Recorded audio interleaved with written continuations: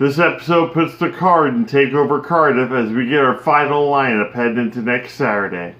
Gentlemen, raise your beverages. It is an NXT party.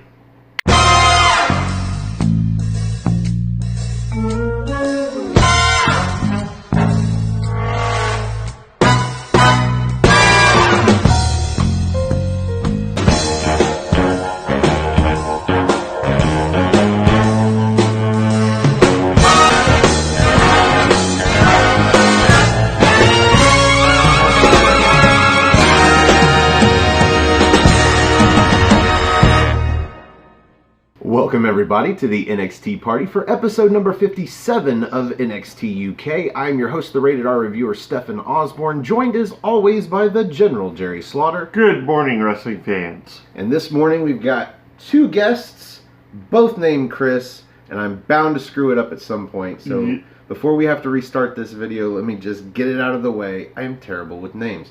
We've got Chris Willis and Chris Mace. The good brother, how are you doing this morning? Well, evening for you, really. I'm doing great, man. I'm surprised I got called in at the last minute. Jerry, thanks for the phone call. Oh, it's no problem, man.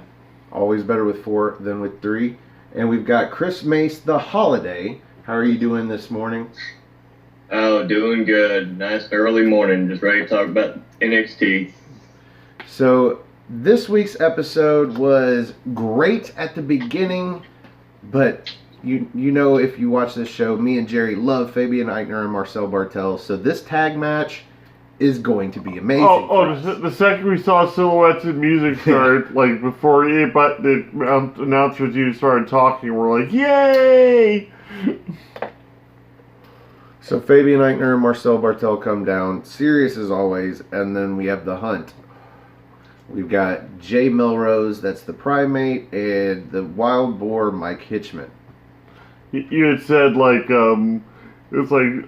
Eichner looks badass, but look at Bartel, dude. He pulls off that serious face just like so well. He's like that odd mix of this Wonder Kid Alex Wright, but he's got like the regal scowl down like perfectly. Yeah, and it's oh, he remembers the dance. Hell yeah. So, Mr. Good Brother, Chris Willis, what did you think about the opening match here? Oh, the opening tag team match, the crowd was red hot. I really enjoy. I like Imperium. I like Bartel and Eichner. Oh shit! Fuck. Eichner. Yeah. It's okay, it happens. Fabian. We all forget the names. Yeah. The tag team match was really good. I really enjoyed it. It sucks that the Hunt is on another losing streak as a tag team, so that's all I can really say. With each match, though, it looked like they're getting more cohesive, though, if anything. Yeah. And they're getting more into character. Yes. Especially the Primate. Oh, yeah. What did you think about the match, Chris Mace? I thought it was a damn good match. I think it's one of the Hunt's best matches I've seen out of them so far. They brought their A game today, but is that their ability in the ring, or is that because they're wrestling Eichner and Bartel that make any tag team look better than they are? That's what I was curious. Both, that's what I'm curious about. It's not unusual for him to have a bad thought about these teams. So, your thoughts, Jerry? Well, I already went into this match rooting for Eichner and Bartel naturally, but I love the Hunt. The Hunt's an awesome team. They're an awesome gimmick. If they sold the mask and whatnot, I wouldn't buy one, but I'd see the kids in the crowd wearing them. You know, the kids would be all about the Hunt. And, they'll still give them nightmares as well. But I just like the fact that they're so unorthodox. But at the same time, where they're unorthodox in, like, that weird way, Eichner and Bartel are super unorthodox in brutal fashions, like with their drop kicks, setup moves, and everything else. There's simple brutality that they do.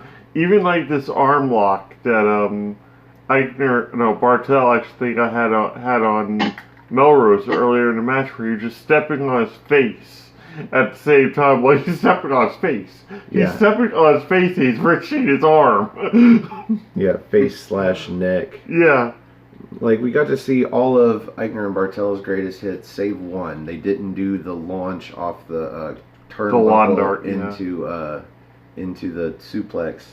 But we got to see everything else, and I really enjoyed the spine buster into the penalty kick. Yeah.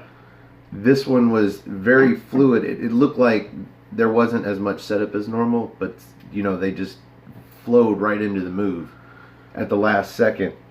Was great.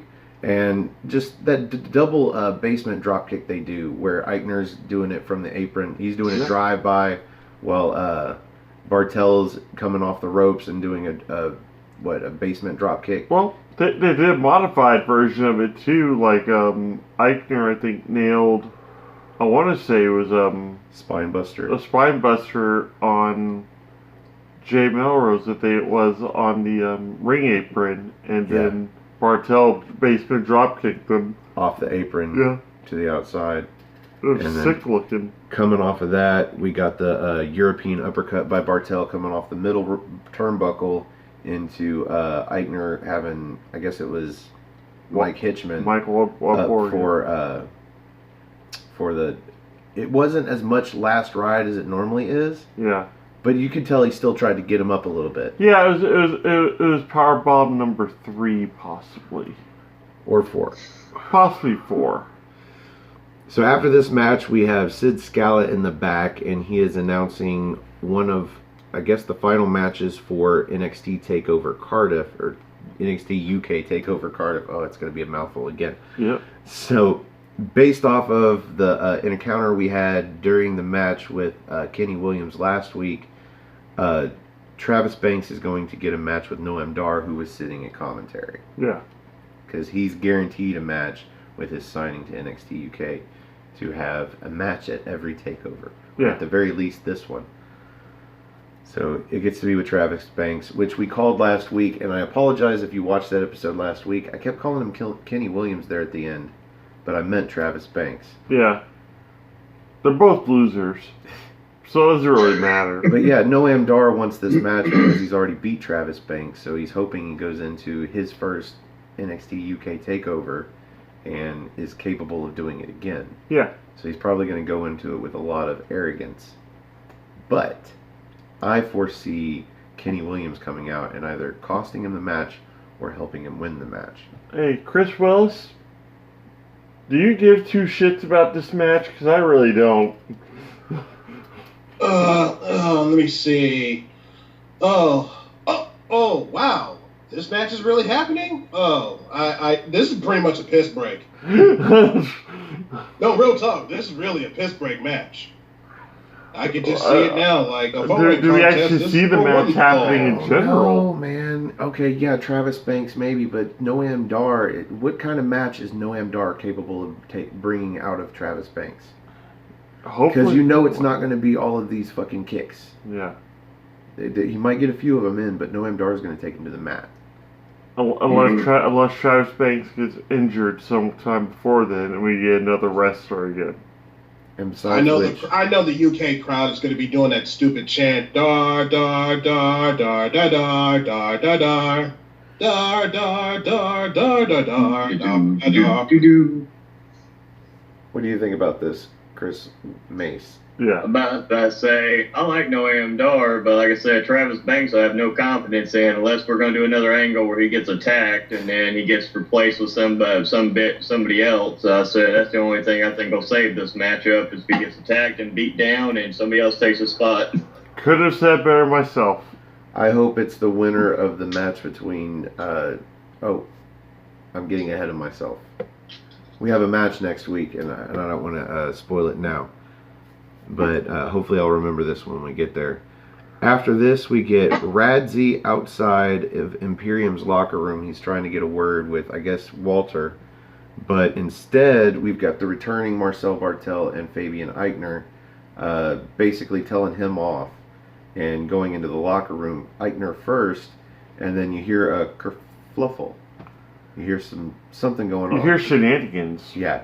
Mm-hmm. And so Bartel follows him in, and then I guess the camera goes in and gets knocked down, and then You see Eichner laid out, and then The Bartel color gets laid out. bars. It's like it's all crazy.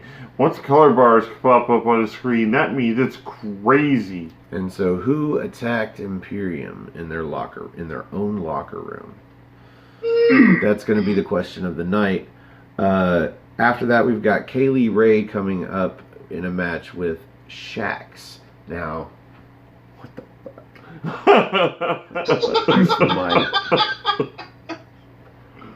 Oh my gosh, she's the cutest little thing. She comes out in what looks like maybe a Louisiana it's very burlesque. But feudal attire, and she's adopted Tony Storm's old tidy hat, only it's black and it's got a black veil. Yeah. And she's the cutest little thing, though. She looked like a dirty little jazz whore. Shax is possibly the worst name for a female wrestler I've ever heard. Yeah. It is really awful. It sounds more like a Disney character than anything else. And they're announcing her as though she's like not announcing, but the commentators are saying like she's a new addition to NXT UK, like she's signed. Yeah.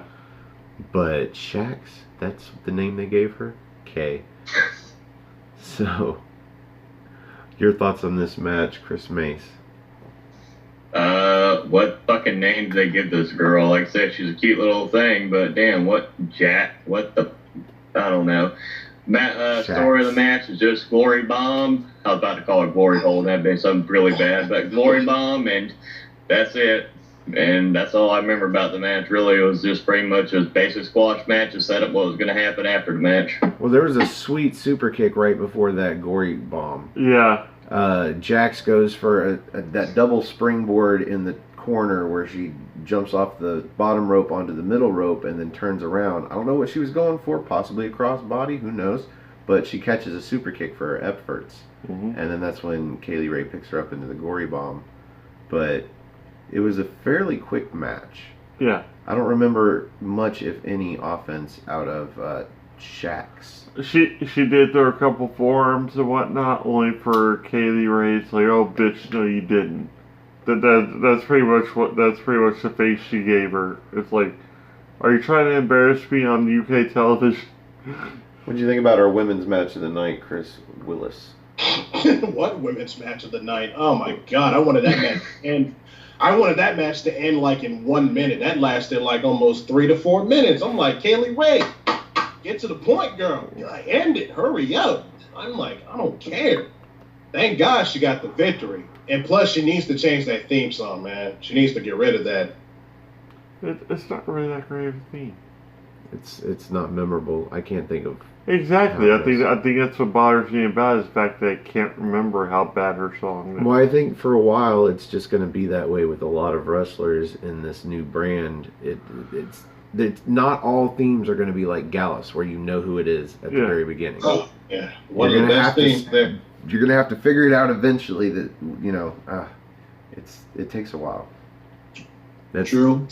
Like, think about when you start watching a new promotion and you don't know who anybody's music is, what anybody's music is. Yeah. So you hear the music come on and like 3/4 of the crowd is erupting and you're like, how do they know? Well, of course. Like the first time Jericho ever appeared on television, like they had his music start up and everything, and all of a sudden you see his name flip out into the screen, and that's when everybody went ape shit. So. Mm-hmm. Yeah, like it's iconic music, but yeah, I think back to the night that he debuted, and when you first heard the music, you didn't know it was Y2J. No. Maybe if you caught, because sometimes they're careful about it, but you'd catch a sign in the crowd with a smart fan, somebody that knew that Y2J was debuting that night. There are 3 or 4 signs I saw, and some people already knew from like the pages and whatnot, or the dirt sheets. Because back then we didn't have spoilers. We had like dirt sheets, more or less. Because we didn't have our social media platforms or anything like that at that point. We had the internet. It was just very loud and very annoying. So maybe Kaylee Ray's music is not bad per se. It's just going to take a while before we recognize it as her music.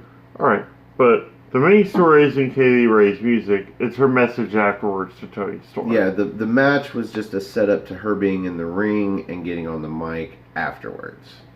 And she proceeds to try to tear down Toni Storm, but then Toni Storm comes out, and I figured this was just going to get physical real quick, because Toni Storm doesn't even have a mic, doesn't ask for a mic, doesn't try to take the mic from Kaylee Ray.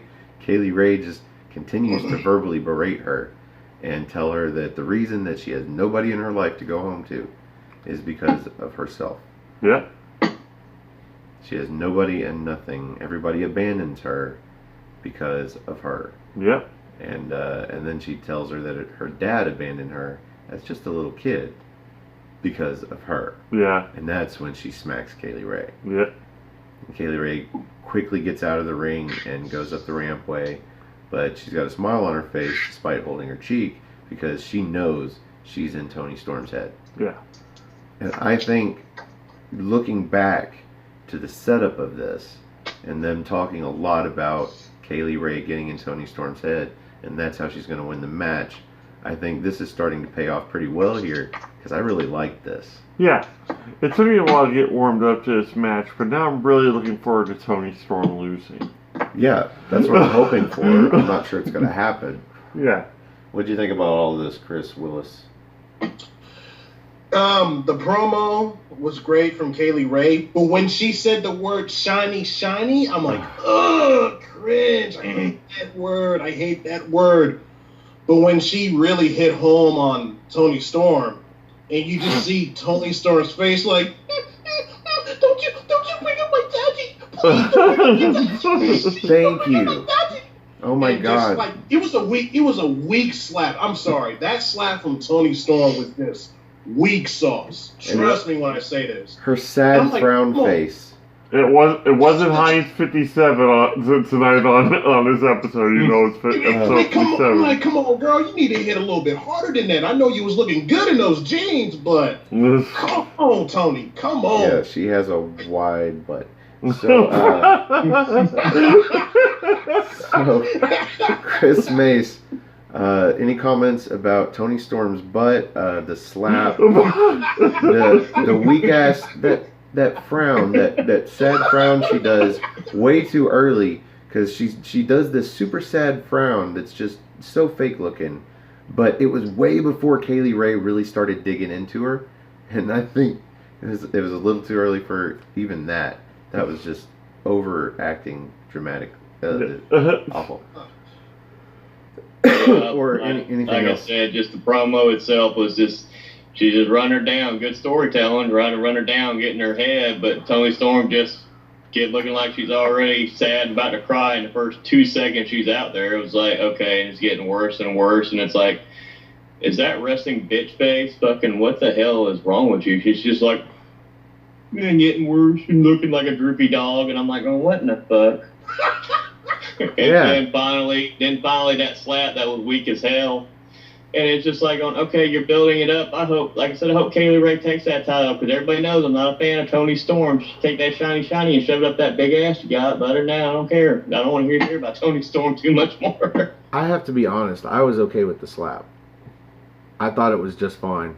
If it seemed weak, maybe it's because she was so sad. Because where do you go from there when you start out the barrage? Yeah. Immediately with that super frowny face, where do you go from there? So maybe she's so just like, so sad. I have no verbal comeback to what you just said. Well, especially since I don't have a mic. I didn't remember the mic. God damn it. No, they sent her out there without a mic on purpose. And when Kaylee Ray said shiny, shiny, I think she was going for as much sarcastically as she could. She just didn't quite pull it off. Yeah. It was still kind of cringeworthy, but I feel where she was going.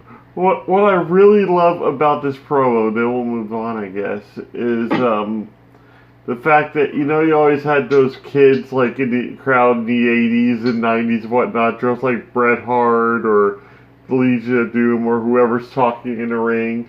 You always had those kids dressed up that they always pan out to the crowd, especially on those ones where the wrestler's getting a really emotional speech, the kids are crying or cheering him on. You think I'm going back to this one kid just Tony Storm, like pretty much just that one kid, and I'm like, that's it? She was doing a better job of frowning and acting sad than Tony Storm was. Yes, she was. They had to keep cutting to her. So, I think that's why. Coming off of this, we've got a recap of Mastiff versus Coffee. That's Joe Coffee from a couple of weeks ago. Mm-hmm. And the match ended in a double countout. And so this is going to lead into a last man standing match at NXT UK TakeOver Cardiff. Way to go. And this is just, a video promo as NXT does. Very well. Mm-hmm. Very well done. And it shows they can count to 10. Yeah. Individually and separately and together. They may skip numbers, but they edited it together so beautifully that you would not know.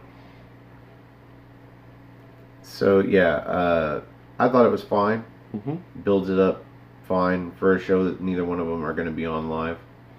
What do you think about it, Chris Mace? At least the master stopped talking about his daddy issues. That's a good thing. I'm glad they got away from that stuff. Like I said, I'm looking forward to this match. I'm looking forward to them beating the shit out of each other at Cardiff, and let's see how it plays out. But I thought it was really well done. What do you think about it, Chris Willis? I was about to say they covered this match while we were in Toronto. So yeah, I didn't even watch the match. Oh, neither did I. I didn't have to. You guys did a great job with that, by the way. I know we haven't had you on the show since then, and thank you for all your guys' help. And that cold open with you guys was just fucking brilliant. But yeah, you saw the match. So how much more brutal do you actually think they can get with this? Oh man, these two men are going to go. They're going to go balls to the walls at NXT UK Cardiff. I can't wait. And that I was really happy that when that match happened on the TV, I was like, it's going to be a fuck finish, or it's going to be a count out.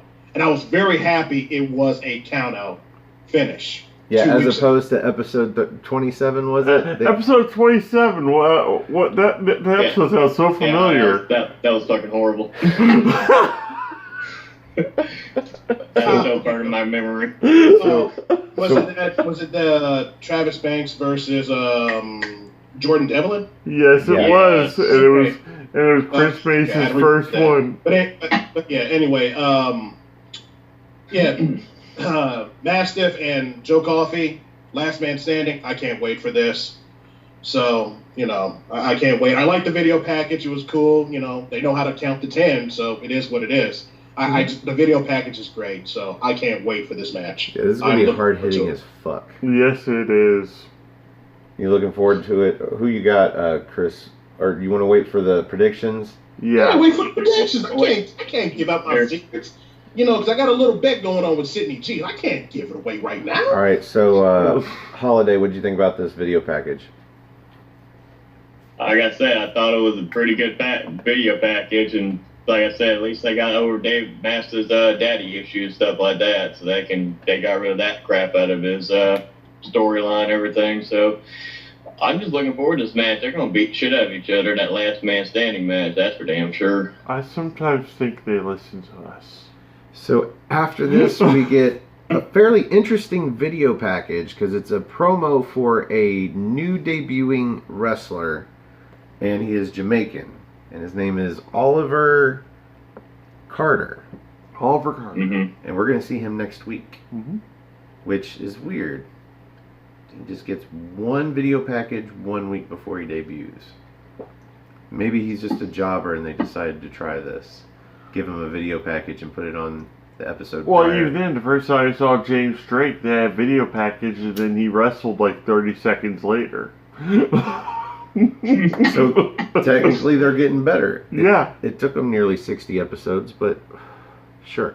Mm-hmm. Any comments on the new debuting Jamaican? Do we know anything about him? I don't think we do. SOS! I hear you so done. Oh, we're not talking about Kofi? Yeah, Jerry told me earlier Kofi was... serious. Okay, all serious. Okay, let's see. What's he's about? Okay. It was just all right. Yeah, Jerry told me earlier that, you know, Kofi was the other Jamaican wrestler, if you count, you know, his debut. I think he had it for, what, a year and a half, maybe? Yeah. And then he lost the Jamaican accent. He lost the accent, and they're like, he's from West Ghana, African people. It's wrestling, man. Yeah. Chris Mace, your thoughts? Just see what he does. Like I said, the first we've heard of anything about him on coming to NXT UK. There's not really much build or hype to it, so we'll just wait and see what happens next week. So after this, we get an interview backstage with Jordan Devlin, who's basically complaining, what's a guy got to do to get on NXT UK TakeOver Cardiff? Yeah. However, he gets approached and interrupted by Kenny Williams, who should be in not as good of a mood. Yeah. Because he just got beat by Travis Banks. Yeah. But somehow he ends up challenging for a match here, and we're going to get this next week. Jordan Devlin versus Kenny Williams. My favorite part of that whole thing is Radzi tries to talk to Devlin afterwards. Like, I hate you, Radzi. And he just walks away. It's a very Cartman response. Like, I hate you, Radzi. This is the match I was referring to earlier, where I hope the winner is the person that gets introduced into the match if, and hopefully when, Travis Banks gets injured before TakeOver Cardiff. I'd be happy with both of them being there, being made a Four Corners match. Ooh, that'd be really cool. But yeah, I'd rather see Jordan. I would not be. I didn't think about that. I would rather see Jordan. Pittsburgh no more. I'd rather see Jordan Devlin one-on-one with Noam Dar. Yeah. Well, that would be a sick match. That would be an awesome match. Dude. Yeah. And I think that would actually solidify maybe a face turn or possibly a tweener turn for Jordan Devlin. I think he could do it. I think you'd be. I think at this point, most people are like I am. Like, I love to hate him. Oh, yeah. As opposed to Tyler Bate, where I hate to love him. Yes.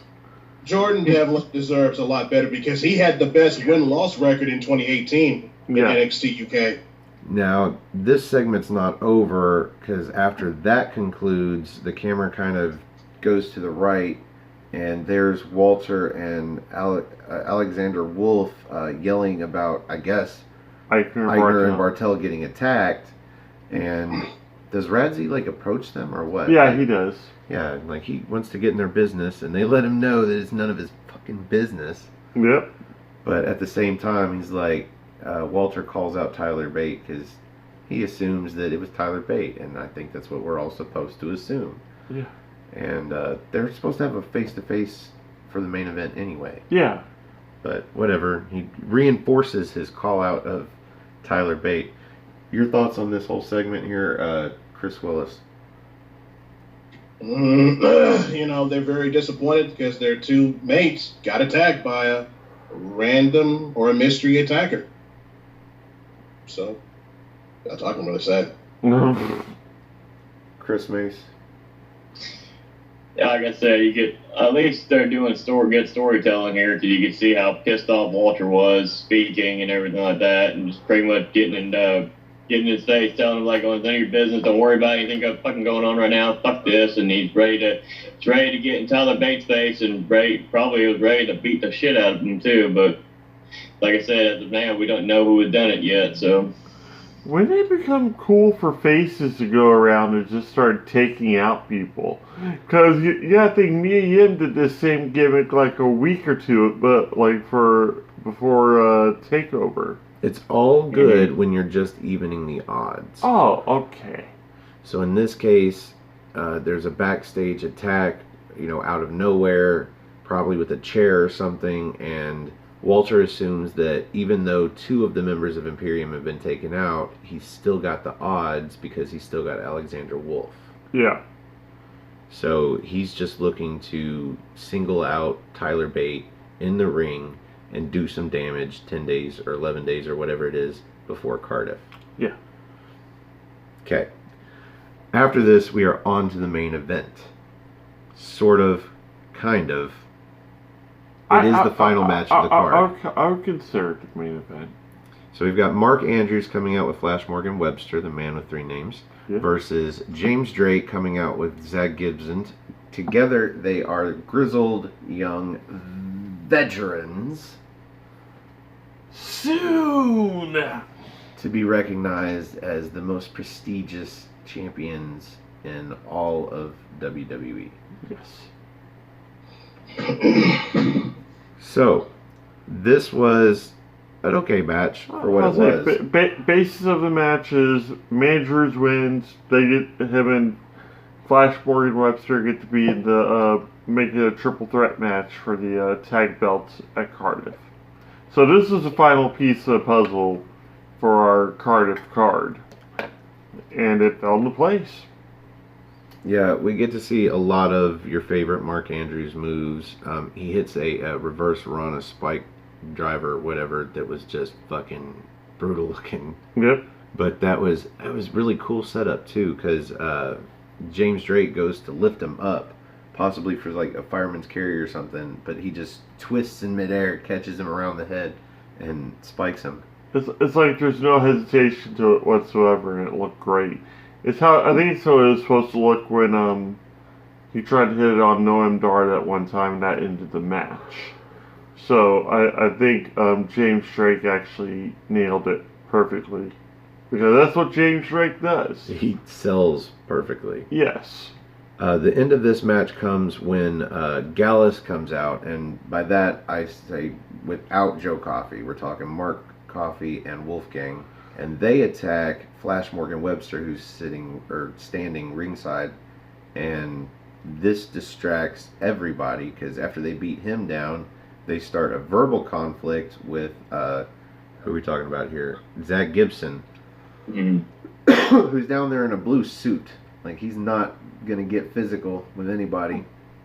But this distracts James Drake long enough to make the most crucial of mistakes. He breaks the general's rule number 1. Yep. What's the general rule number 1, Jerry? You never try to vertically suplex Mandrews. Ever. Mm-hmm. Rule number 1. It's been that way since, God, his first match in that company. So Mark Andrews hits the Stun Dog Millionaire, and I will forever hate the name of that move. But he hits it and then does a fruit roll up for the win. Yep. 1, 2, 3. Seemed like a kind of a quick count, but fuck it, whatever. This is how it was supposed to happen. This was supposed to end up being a triple threat for the NXT UK Tag Team Championships at NXT UK TakeOver Cardiff. You're nailing it. So, let's talk about the match first. Chris Mace. Thought it was a pretty damn good match to me. I was wrong, but I thought it was they were supposed to be wrestling members of Gallus to see if they had beat both members of Gallus. So I was wrong for that. So I thought he was going to be wrestling Wolfgang, but hey, I make mistakes. I'm human. But I'm glad. I think this match would have been. I'm glad this match was better than that. I think the one with Wolfgang would have been as good. So, but other than that, like I said, I thought it was a good way to build the story up. Have Gallus come out there, and now Gallus, who's actually the ones that end up screwing themselves up. Now they got a triple threat match for the tag title. So, yeah, where they don't have to be in the decision at all. Yep. Can be laid up on a ringside. What do you think about this final match here, Chris Willis? I thought the match was really good between Andrews and Drake. It was a great match. I really enjoyed it. I admit on the review on episode 55, I really did not want Webster and Andrews in this tag team title match. I felt like they really did not have the best tag team record. No, really don't. They had more losses. They had more less wins and more losses. Yeah. Honestly, I didn't like it. But they pulled it off. You know, I really wanted James Drake to win this match because those two don't deserve to be at the pay-per-view. It should be the Grizzled Young Veterans versus Gallus. I know it's a heel versus heel, but I rather see that match instead of a triple threat tag team title match. Well, I think anybody should be, like, fine with seeing Mark Andrews on the pay-per-view in some form or fashion. But I could give a fuck less about Flash Morgan Webster until he I don't, hands down. I just, it is what it is. distraction. I was so like, Wolfie, leave him alone. Leave Zach Gibson alone. Wolfie, leave him alone. No. And then Drake went for that, tried to go for that suplex. I'm like, no, it's a trap. It's a trap. Oh, you idiot. Fun. If they were going to add a third team to the match, it should have been Marcel Bartel and Fabian Eichner. Yeah. Oh my Yes, God. I agree. I agree with that one. Yeah. Oh my God. Heel versus heel versus heel. Shut up and take my money. They've had some losses, but I think they've had far more wins than they have losses. Mhm. And they've beaten You are some good absolutely teams. correct. So after this, we are not done necessarily with the main event because we still have the face-to-face with Walter and Tyler Bate, but that doesn't happen as it normally would. Basically, Walter just comes out, and no, Walter doesn't come out. Trent Seven comes out Yeah, first. through the crowd. So Mhm. Trent Seven comes out, and you're like, oh, Trent Seven was the one who attacked Marcel Bartel and Fabian Eichner back in the locker room. And he comes out, and he's got a chair, doesn't he? No, he doesn't have anything. He's just comes onto the ring, and he does his little mustache pose. So that's when Walter comes out to attack him and leaves Alexander Wolf in his dust, because he ends up coming out to the stage and getting attacked by Tyler Bate, who's got the chair. Yes. Yeah. And he's also wearing the sneakers that we saw in the final shot before the camera went away after Bartel got knocked into it.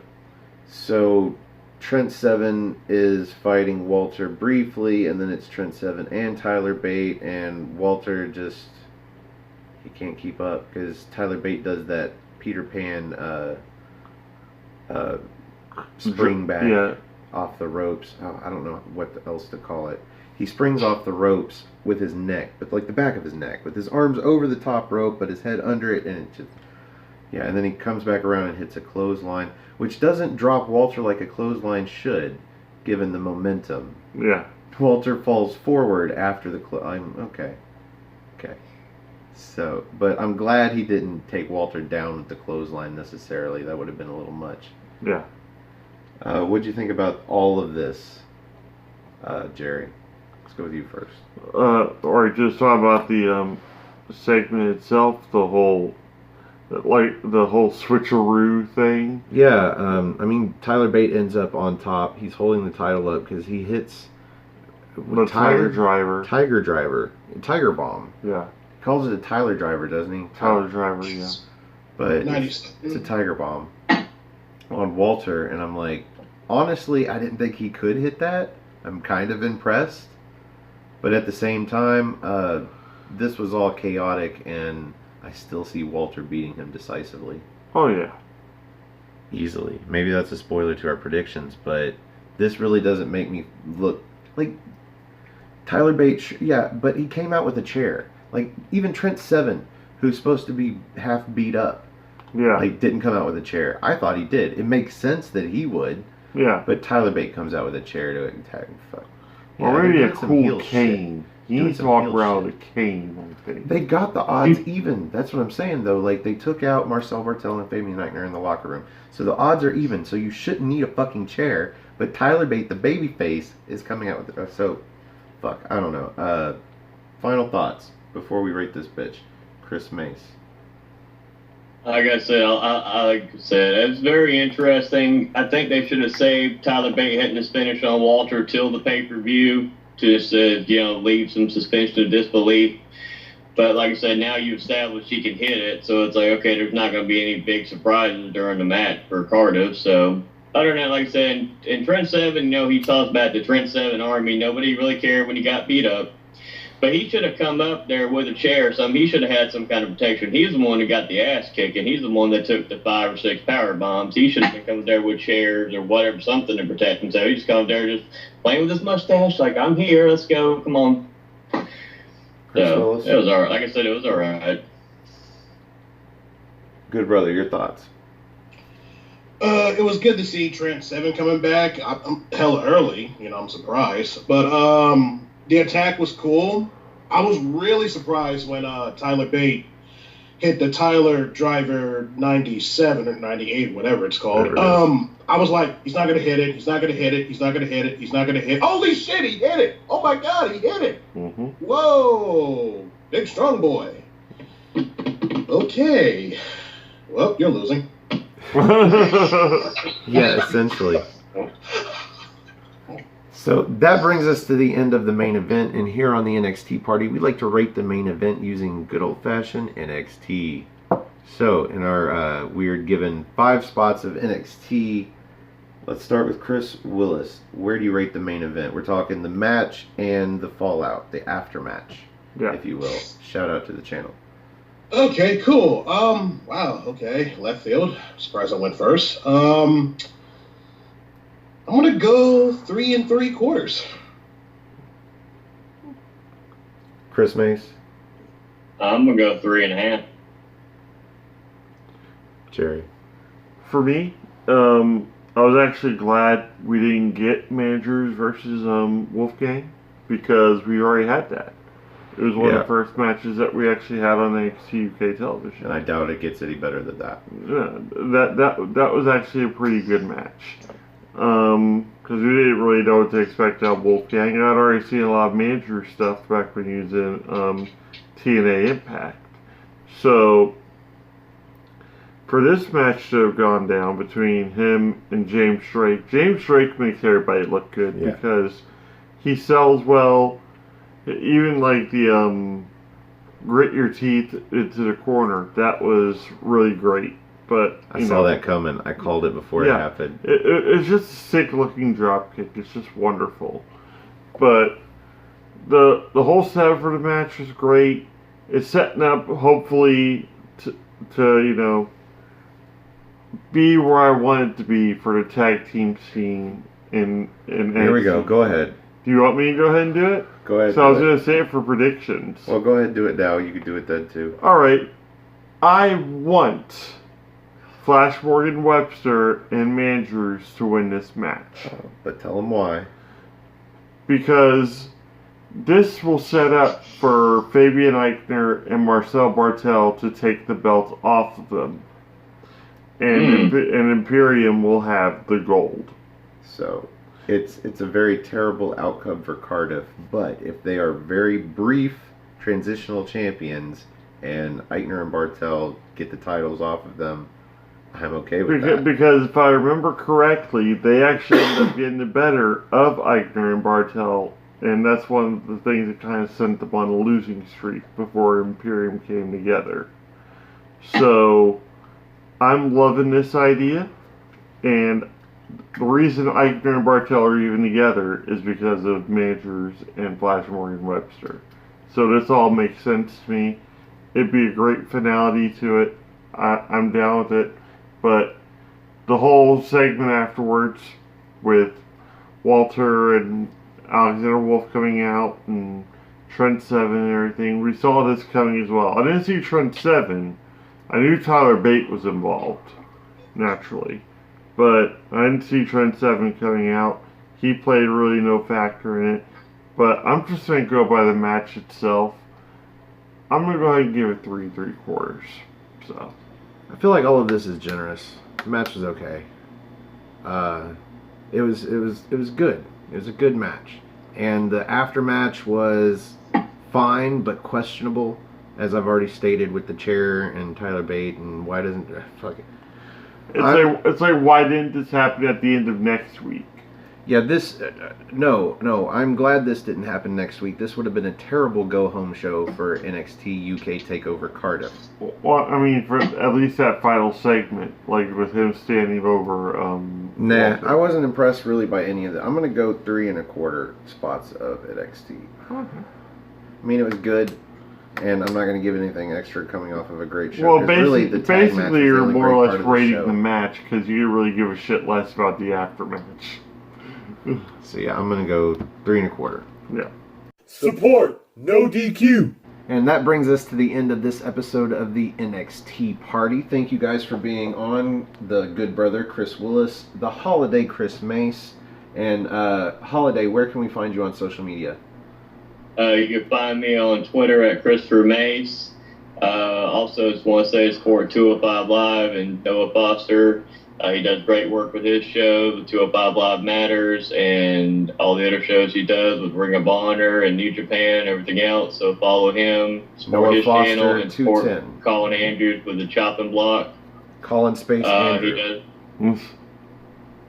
And like I said, and support Sidney G, and just support James and Owen, support everybody that works hard for the NXT team and NoDQ.com. So that's simply_C_OK. This is all YouTube channels. And for James, that's Weymouth Youth Wrestling. Weymouth spelled WEYMOUTH, Youth Wrestling. That's his creator wrestler. They're really good. Like, they're long. Yeah. But they put a lot of effort into that, and it's really well done. So if you like wrestling video game type CAW, that's some serious shit. And then let's see, Owen Finch is Fortune 44, Wrestling Fortune 44, I believe. Yeah. Support No DQ. So Chris Willis, where can we find you? Follow me on Facebook, Christopher Willis. Follow me on Instagram, Chris J. Willis 86. Follow me on Twitter, GB Chris Willis 86. Follow my AEW Nations group on Facebook. We just hit, we're almost there to 14,000 members on the Facebook group. God. Yeah, we're almost there. Please support Sydney G on her little recovery. She's doing a lot better. I'm about to be hanging out with her this Saturday at the New Japan show for the Super J Cup tournament. So, you'll see me and Sydney, say hi to us, take a picture. Hey, maybe an autograph. I don't know. I'm just saying. I won't have 8x11s or nothing with my face on like this, but 8x10 glossy for me. Okay, well, thank you guys for being on the show, and if you would like to be on a future episode of the NXT party, come have a spot of NXT with us. Help us review a future episode of NXT UK. You can find me on Twitter. Go to nodq.com/Stefan. That's STEFAN. Or if you just want to look me up on Twitter, it's at Stefan R. Osborne, OSBORNE. As always, the R stands for restricted. And I say that with a purpose. I drop a lot of fuck bombs. A lot of F-bombs. Yeah, you can also find the gentleman on Twitter. At NoDQ0, and also my Facebook group, Armbar. All capital, ARMBAR. Exclamation point. We try and pause there for the lag, but we haven't quite gotten it yet. I don't care. It's still music to my ears every time because everybody goes something a little different. He goes with progressive. He goes with the Isley Brothers. I'm not even sure what the hell you Hey, go I was with. the originator of that.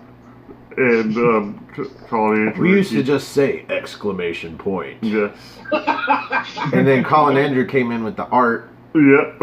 That was brilliant. It's great stuff. But memes, discussions, every now and then we'll have like a Tornado Tag Tuesday or Tornado Tag Thursday. And those are always fun when people actually do what the fuck I tell them to do.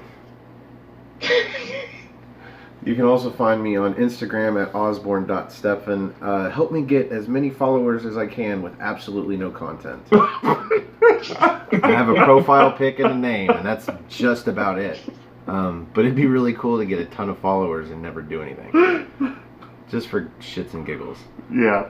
Otherwise, if you don't have Facebook or Twitter or Instagram or any of that bullshit, leave a comment down below with your email address, and we will get you on the show like we did with Chris Mace here, who got a Twitter because, he does our show.